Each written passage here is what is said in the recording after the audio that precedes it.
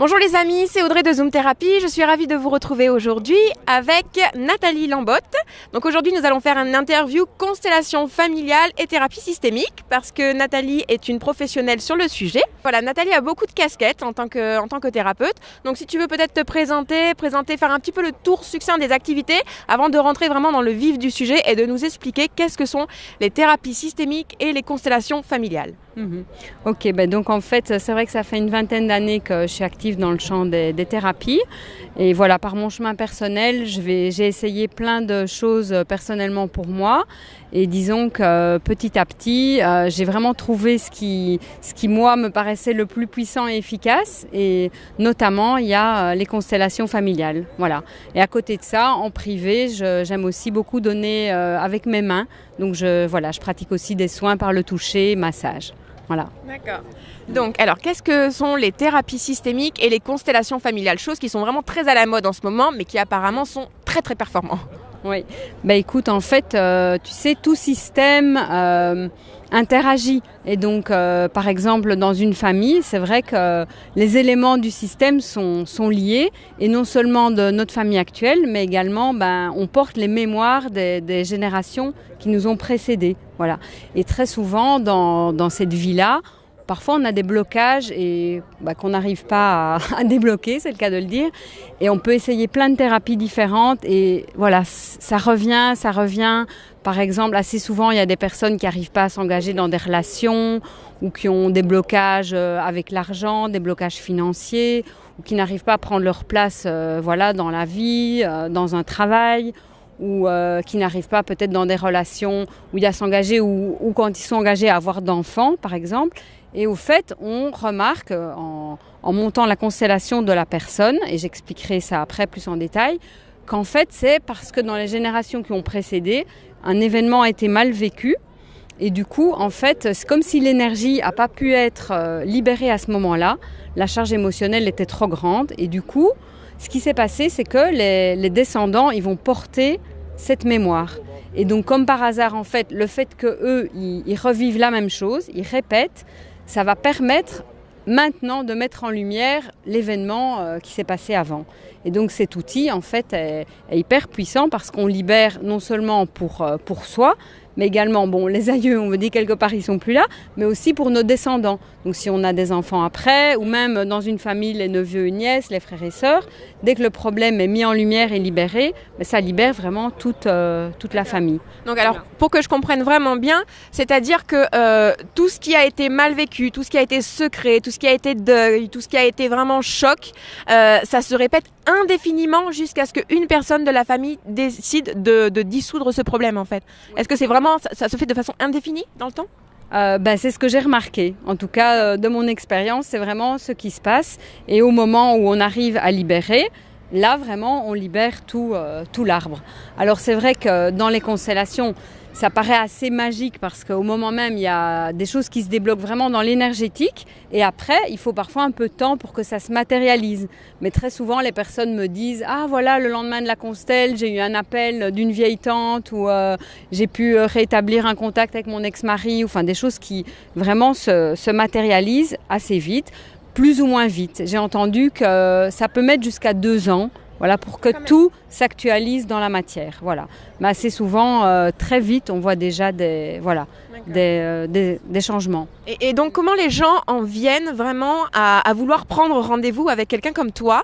C'est-à-dire que est-ce qu'ils se sentent aux prises de schémas qui se répètent infiniment et c'est à ce moment-là où ils se disent c'est pas possible, je suis prisonnier de mon inconscient ou la vie m'en veut sur ce sujet spécifique, ou quelle est leur motivation première en fait qui leur disent, est-ce qu'ils passent d'abord par d'autres thérapies?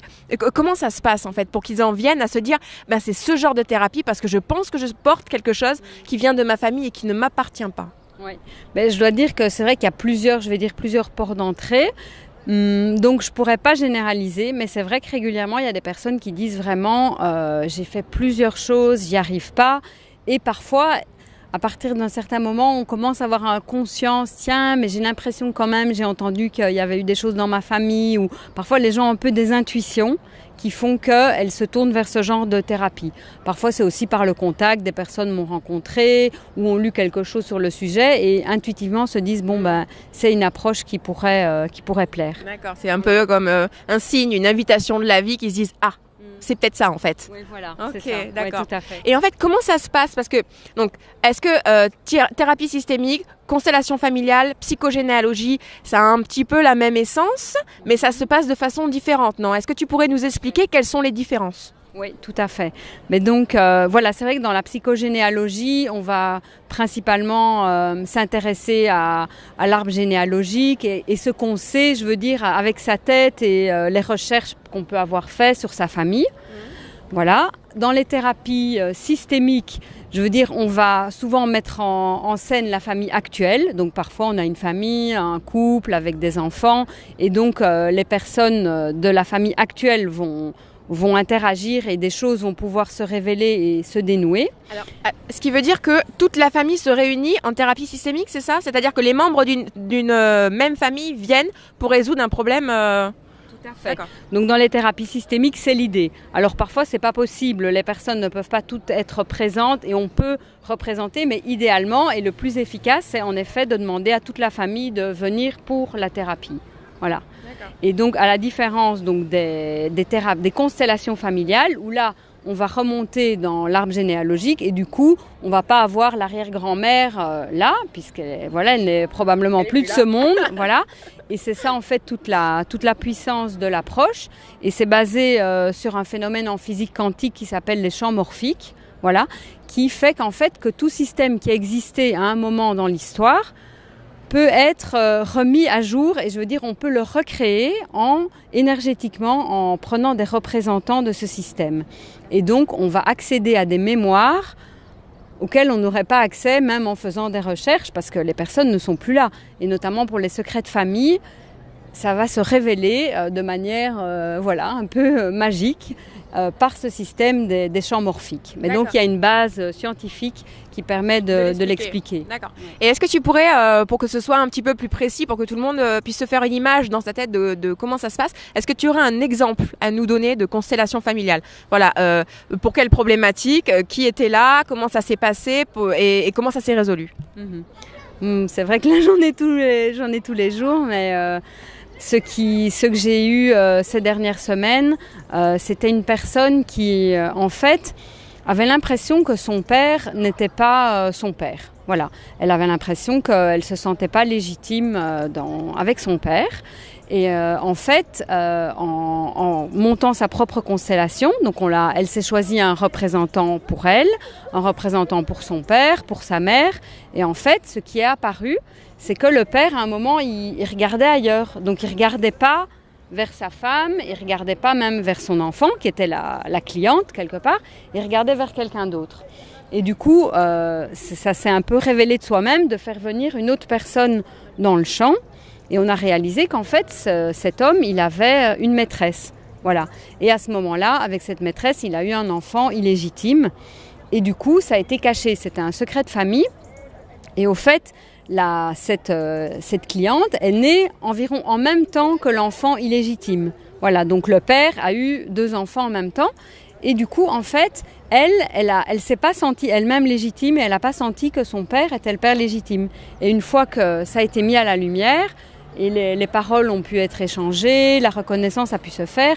Et du coup, la cliente, ça l'a complètement libérée parce qu'elle a pu se tourner avec amour vers son père, qui était au fait son père biologique. D'accord. Voilà. Donc, c'est qu'elle avait vraiment senti qu'il y avait un problème, voilà. Mais elle ne savait pas trop quoi. Et du coup, ça la bloquait vraiment. Et ça bloquait non seulement les relations avec son père, mais aussi, elle se sentait illégitime par rapport à ses frères et sœurs.